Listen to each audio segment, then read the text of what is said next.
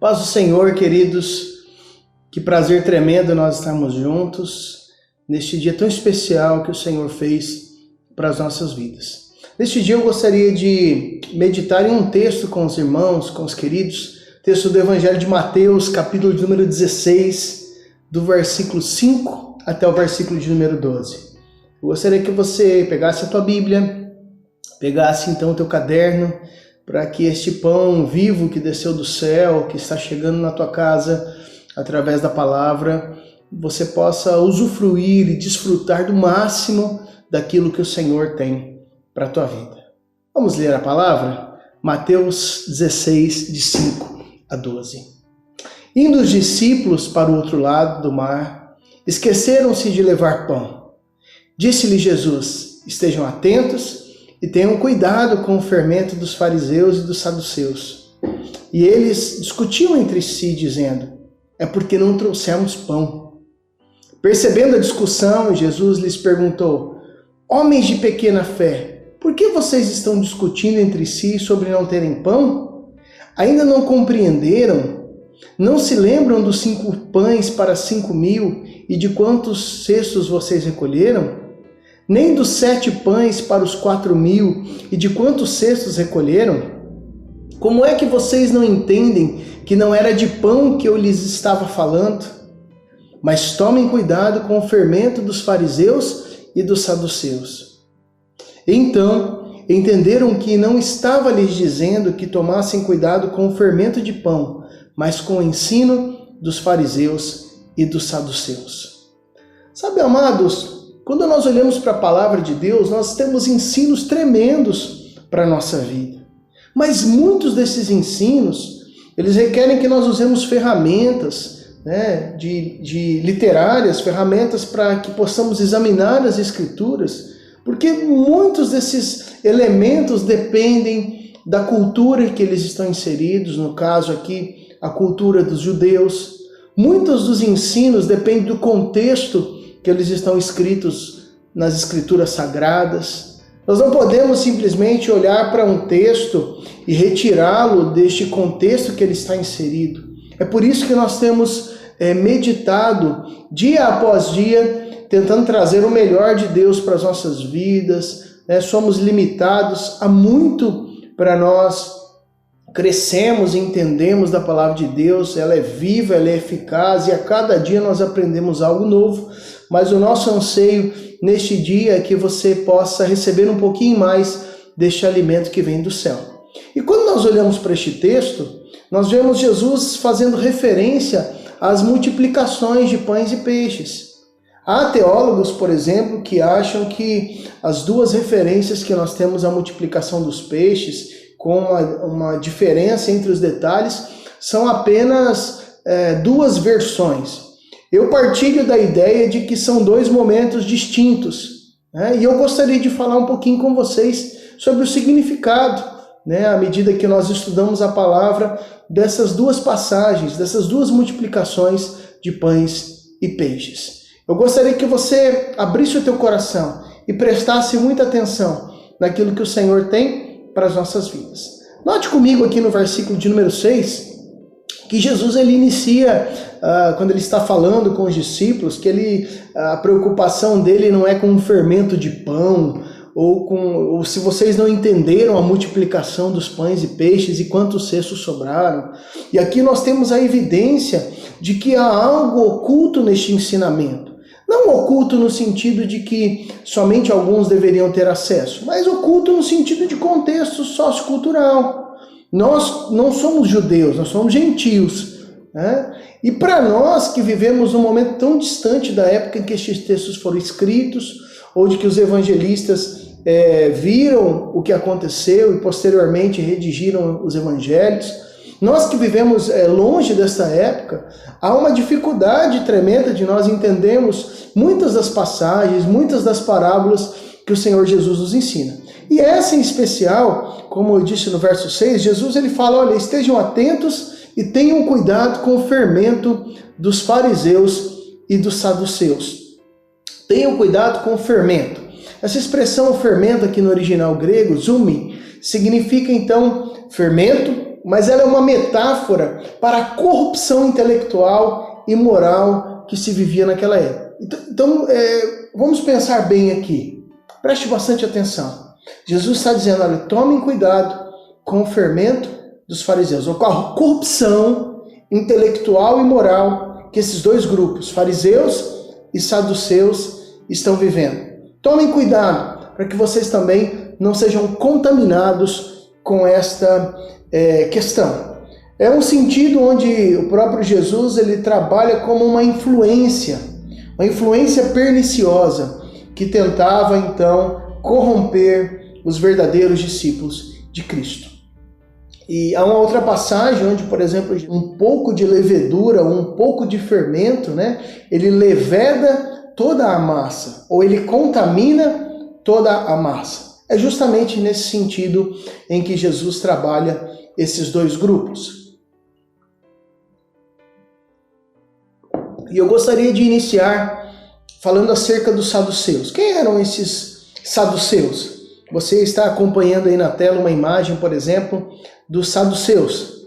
Eram estes homens que estavam mais preocupados com a política do que a própria caminhada religiosa, né? Eles não se preocuparam acerca de Jesus e da influência do ministério de Jesus até que Jesus começou a chamar a atenção indesejada, né? Eles não desejavam que isso acontecesse, de Roma. Quando Jesus, o ministério dele cresce de tal forma que Roma volta os olhos para Jesus, então os saduceus ficam preocupados. Por quê? Porque eles eram seres que estavam muito preocupados com a visão política das coisas, ou de manter uma visão dos outros acerca deles, uma visão límpida, ou ocultavam as questões que porventura pudessem então trazer uma visão distorcida ou até a própria visão real de quem eles eram, mas eles não queriam manchar a sua reputação social. Eles também eram muito autossuficientes, né? Eles se achavam tão importantes ou tão donos de si mesmos que eles negavam no dia a dia a intervenção de Deus, negavam a intervenção do Senhor no dia a dia, do cotidiano, na vida pública. Ou seja, eles achavam que Deus não intervinha em hipótese alguma no dia a dia da caminhada de cada ser humano.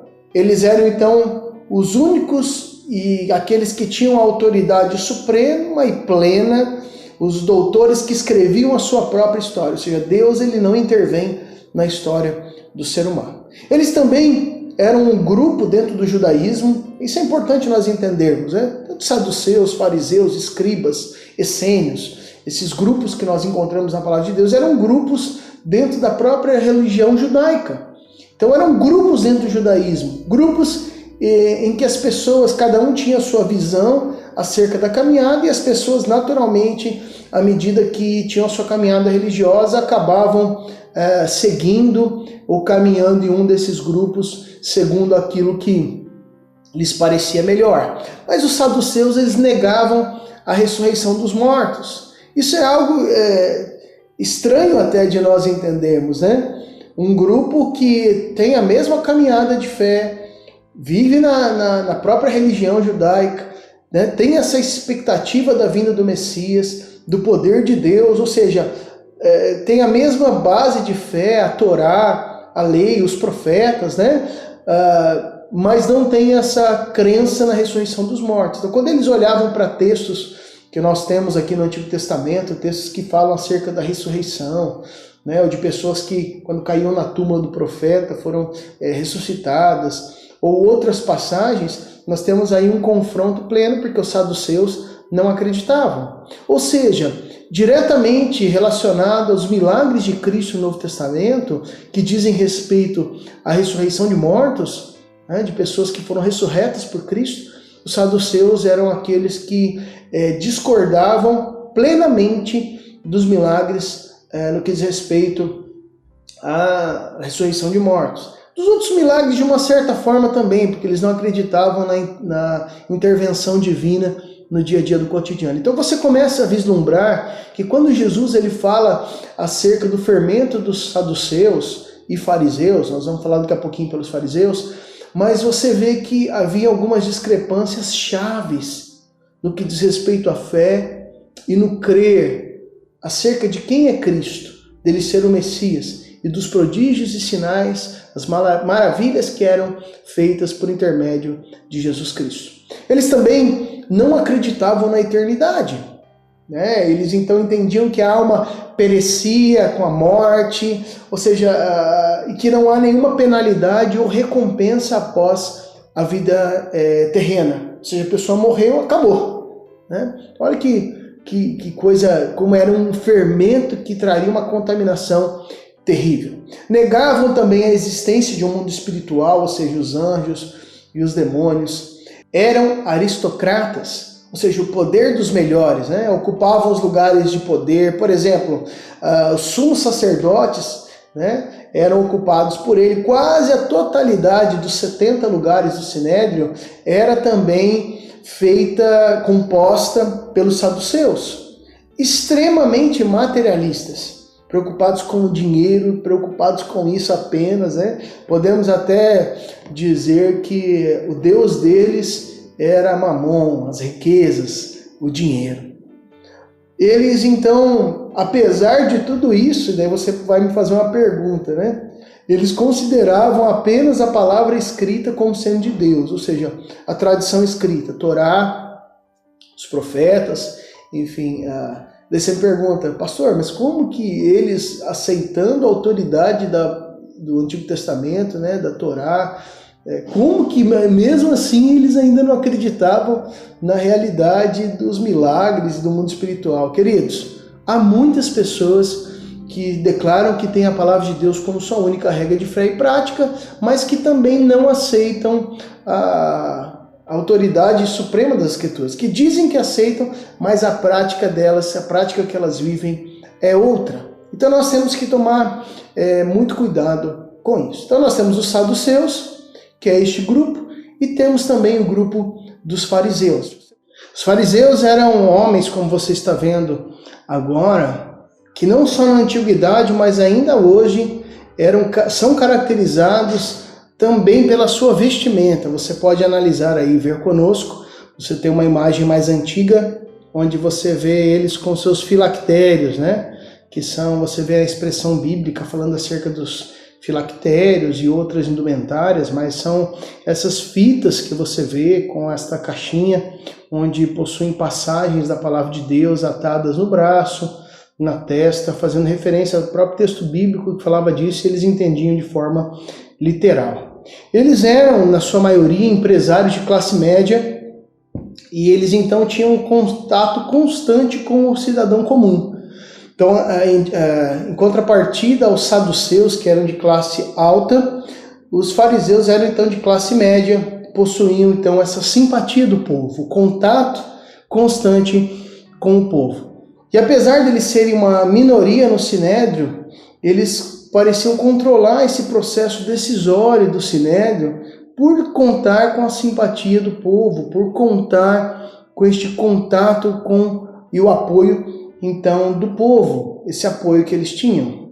Religiosamente, eles enxergavam a palavra escrita como inspirada por Deus.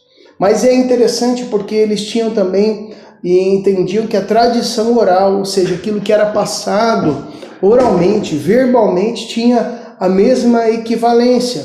Isso trazia alguns problemas, né? Porque quando a coisa apertava para o lado deles, eles então traziam algum dito ou alguma tradição oral fora das escrituras para tentar alicerçar então, ou trazer a firmeza, ou trazer a validade para aquilo que eles estavam declarando. É interessante que os fariseus, né, eram rivais dos saduceus, eram grupos rivais, mas eles, em momentos em que o interesse era mútuo, ou seja, havia um interesse em especial para os dois lados, eles deixavam de lado a rivalidade e então se uniam, que foi o caso da própria crucificação de Cristo. Foi um caso desse onde fariseus e saduceus se uniram para que então tivessem crucificação de Cristo. Então eles se uniram. Eles também acreditavam na ressurreição dos mortos.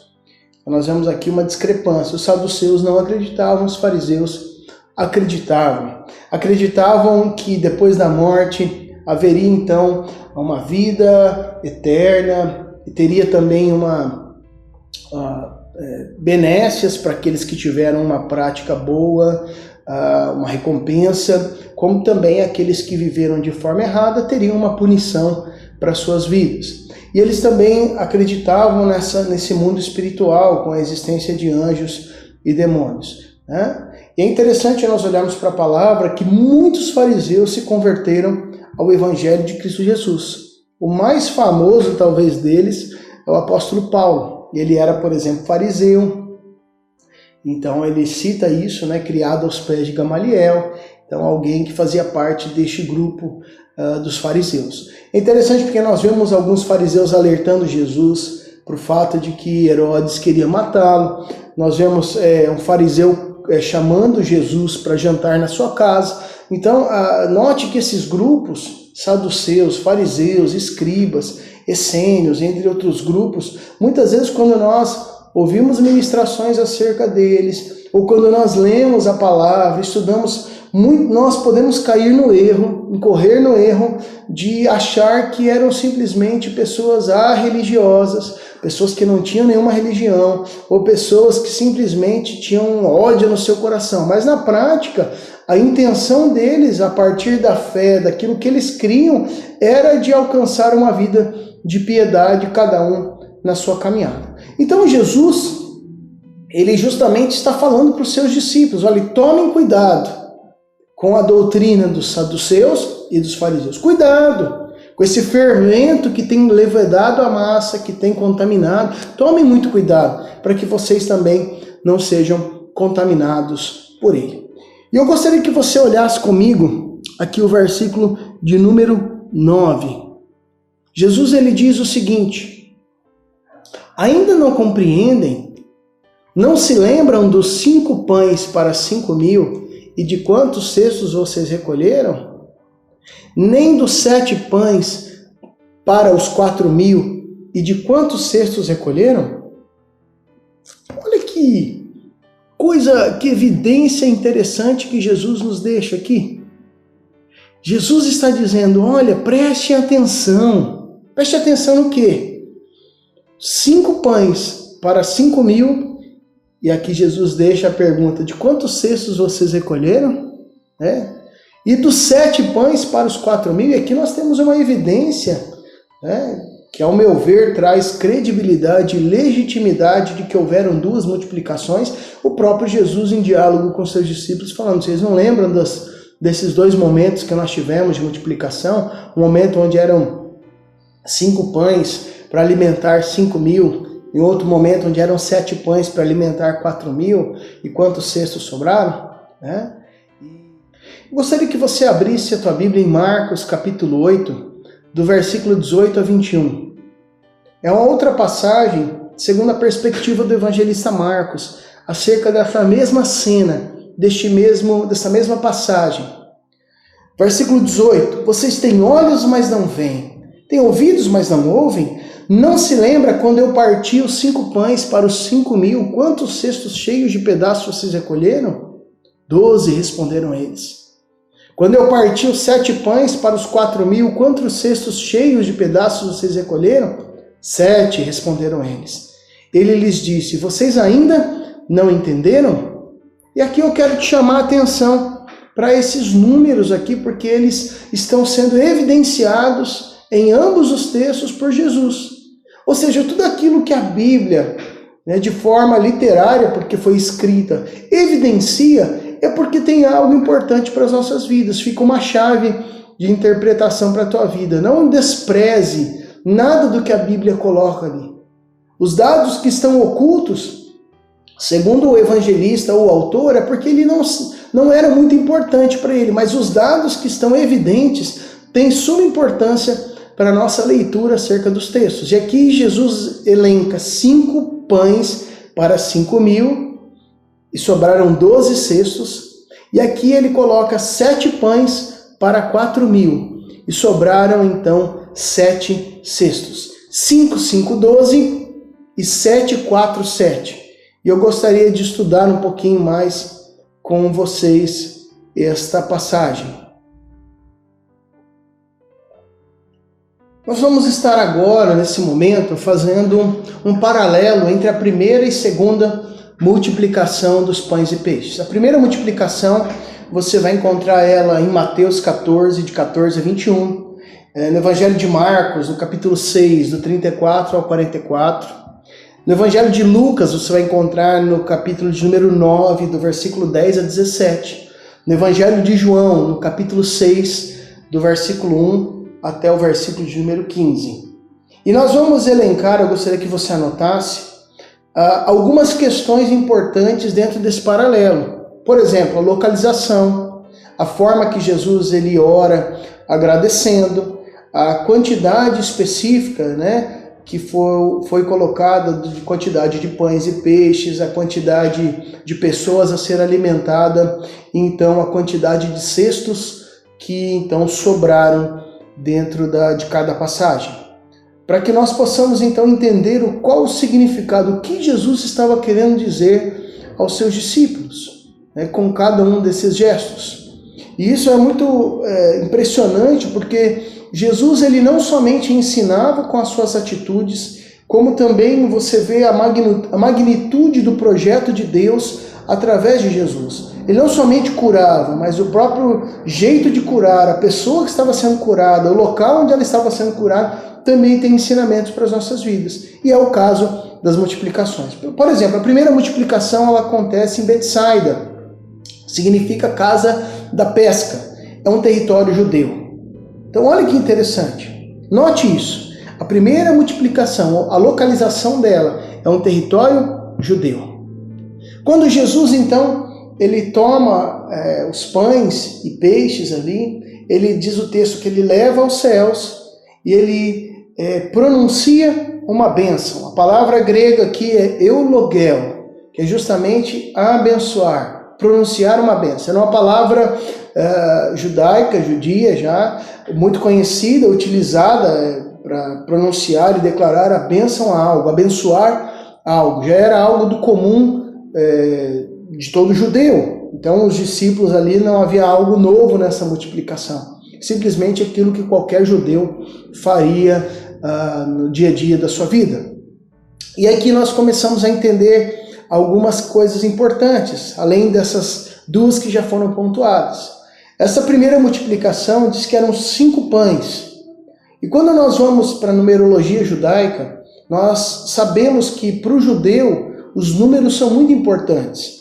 E você vê que várias questões na Bíblia têm a ver com os números, Então os 40 anos do povo de Deus ali no deserto, daí quando você vai para o Novo Testamento, os 40 dias onde Jesus ficou jejuando no deserto. Então há muitas dessas questões que têm uma ligação estrita da numerologia judaica.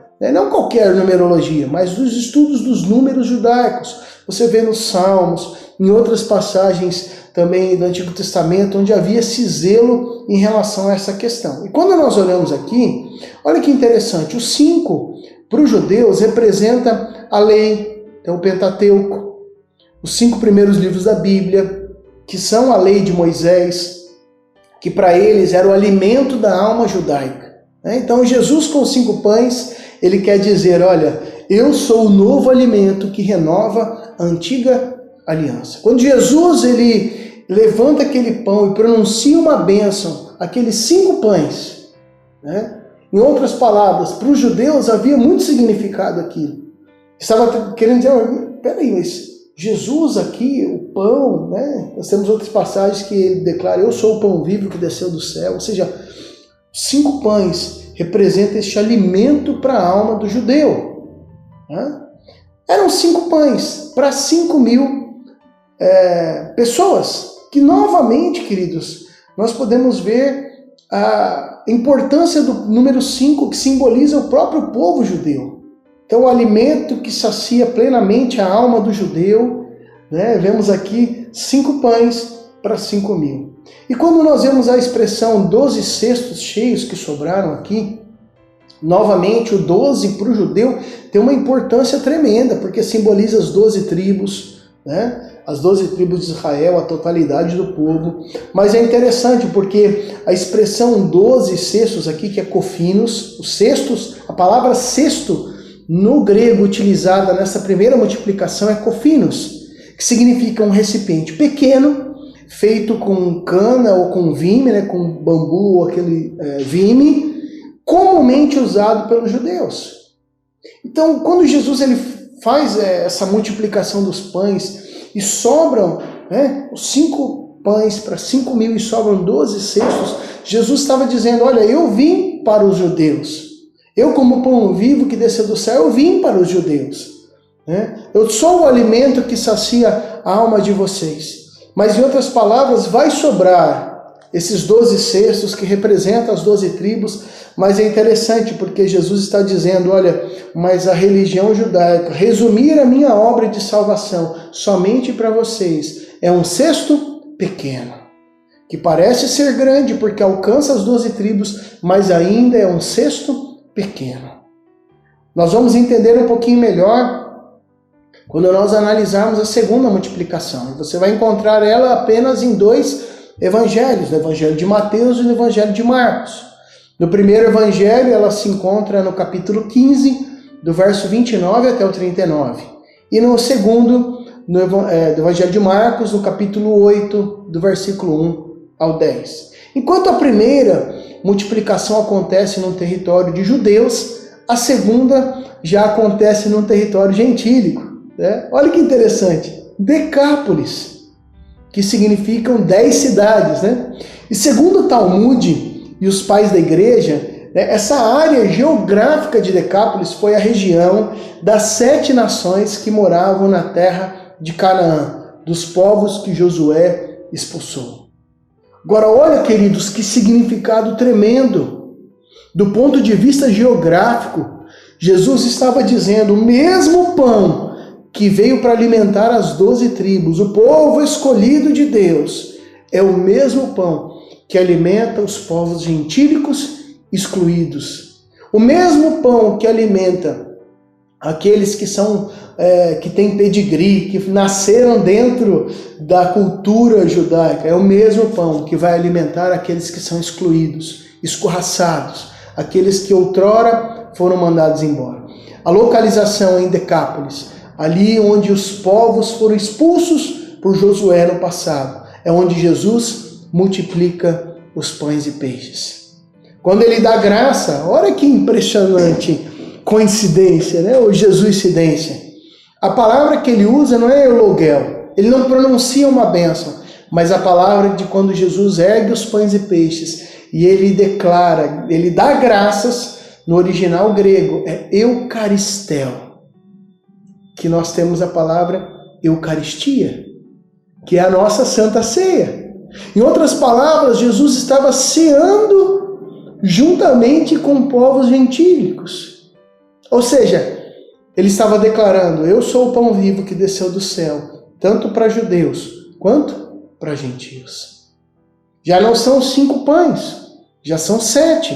E para a cultura do próprio Cristo como judeu e a cultura judia da época, e para até os judeus de hoje, o 7 significa então totalidade, plenitude. Note que, por exemplo, tanto o 7 como os múltiplos, quando você olha, por exemplo, 70, eles acreditavam que eram 70 os povos da terra. Ou seja, o 7 aqui significa totalidade, plenitude. Então, quando Jesus ele pega 7 pães, e ele então pronuncia ali a Eucaristia, né, Eucaristel, ele declara, agradece ao Senhor, dá graças ao Pai. Jesus ele está atingindo a totalidade dos povos com esta mensagem de alimento, com este pão que chegou a cada vida, a cada casa. Note que são 7 pães para 4.000 pessoas. O número 4 já significa a terra, as 4 estações, os 4 pontos cardinais, né? Todos os povos. Então, a plenitude do alimento que alcança a plenitude dos povos. E a a coisa não para por aí, queridos. É tão linda a palavra de Deus que diz o texto que sobraram 7 cestos. Então nós vemos que foram 7 pães para 4.000 pessoas e sobraram então 7 cestos. A palavra 7, como eu já disse anteriormente, que significa plenitude, a totalidade, mas não fica só aí o significado pleno dessa palavra. Porque a palavra cestos, que na primeira passagem é cofinos, aqui é espures. É utilizada uma palavra diferente para cestos, que é um cesto grande, comum entre os povos gentílicos. Então, apesar de parecer que na segunda multiplicação sobra uma quantidade menor de alimento, pelo contrário, são 7 cestos, mas são cestos muito maiores. Ou seja, Jesus ele estava querendo declarar que este novo tempo, a nova aliança, baseada no sangue de Cristo, a aliança da Eucaristia, até o momento da Páscoa, a passagem, a celebração da Páscoa, que é transformada na nossa Eucaristia, na Santa Ceia, onde Jesus está querendo dizer, olha, nova aliança, a aliança do meu sangue, para a remissão dos pecados, o meu corpo, que é o pão que alimenta, ele neste novo tempo, ele tem uma superioridade à antiga aliança. Não que ele veio para anular a antiga aliança, mas Jesus veio para trazer uma aliança que é perfeita, plena.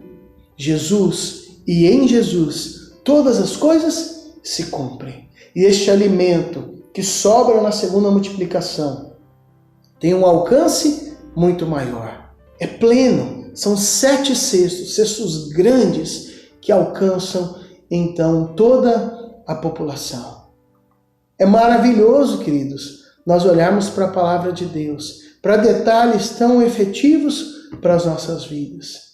João capítulo 6, do versículo 48 a 51, Jesus diz que ele é o pão da vida. Ele declara, os seus antepassados comeram o maná no deserto, mas morreram. Todavia, aqui está o pão que desce do céu. Olha que coisa tremenda. Para que não morra quem dele comer. Eu sou o pão vivo que desceu do céu. Se alguém comer deste pão, viverá para sempre. Este pão é a minha carne, que eu darei pela vida do mundo.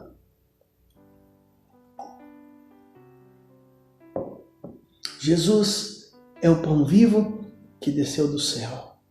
O pão que não está restrito à caminhada religiosa, mas o pão que é para aquele que nasceu dentro do contexto religioso. O pão que alimenta aquele que não faz parte do sistema religioso.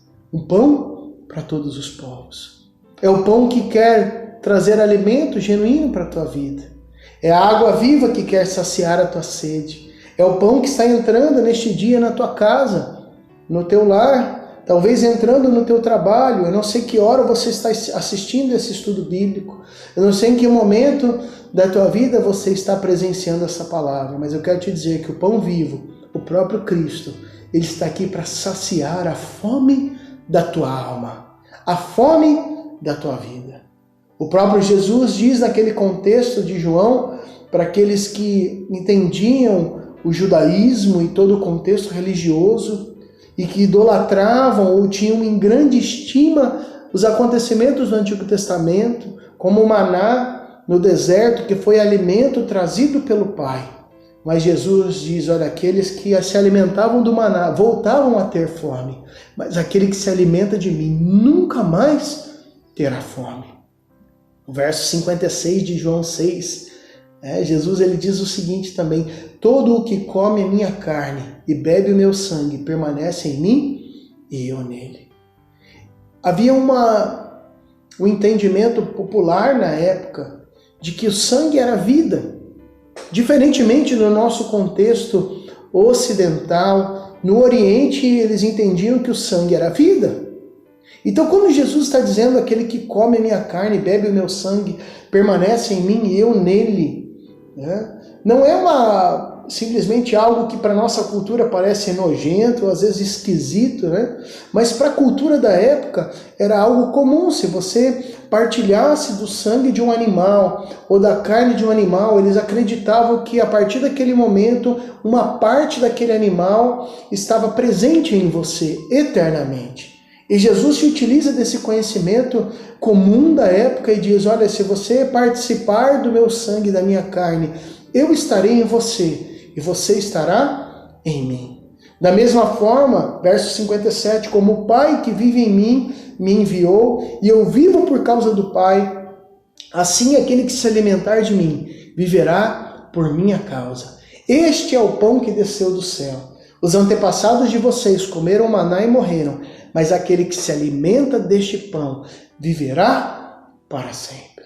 Ou seja, Jesus estava dizendo que viver, partilhar do corpo de Cristo, do sangue, viver a realidade do Evangelho, ter Ele como único Senhor e Salvador das nossas vidas, nos dá acesso a uma vida abundante, uma vida que dinheiro nenhum pode comprar, vida que o dinheiro dos saduceus não poderia comprar.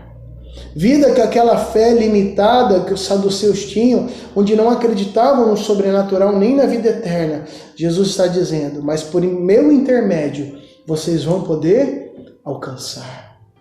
Vida que os fariseus, com toda a sua prática religiosa, com toda a sua piedade, né, totalmente travestida pelas suas vestimentas e pelo seu orgulho de fé, da sua religiosidade, não poderia comprar. Nem toda a influência popular que os fariseus tinham poderiam comprar esta vida eterna.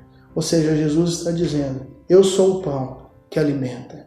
Alimenta judeus da antiga aliança, alimenta gentios que não estavam contemplados dentro do povo da aliança, mas eu sou este pão que alimenta todos os povos. Aquele que se alimentar de mim não mais terá fome.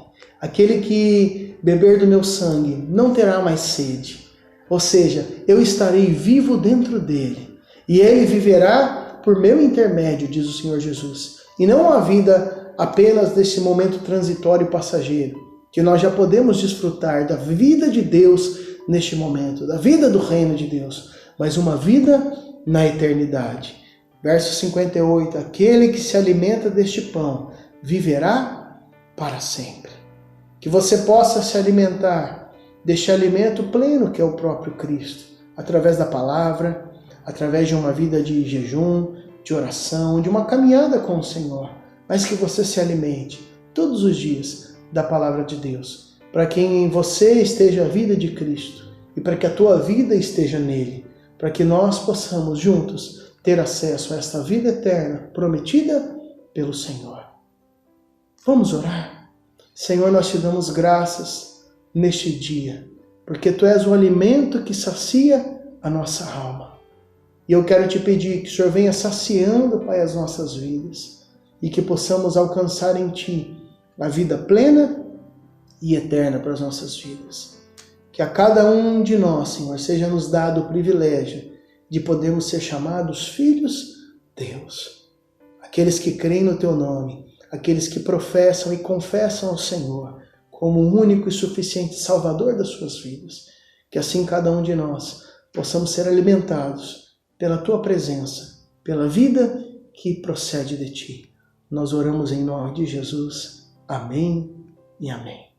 Que Deus te abençoe, meu irmão, minha irmã, que você a cada dia seja alimentado por esse pão que tem chegado na tua casa, mas que você não se contente com isso, que a cada dia você mesmo possa abrir a tua Bíblia e se alimentar deste pão tremendo para as nossas vidas. Que Deus te abençoe. Fique na paz do Senhor Jesus.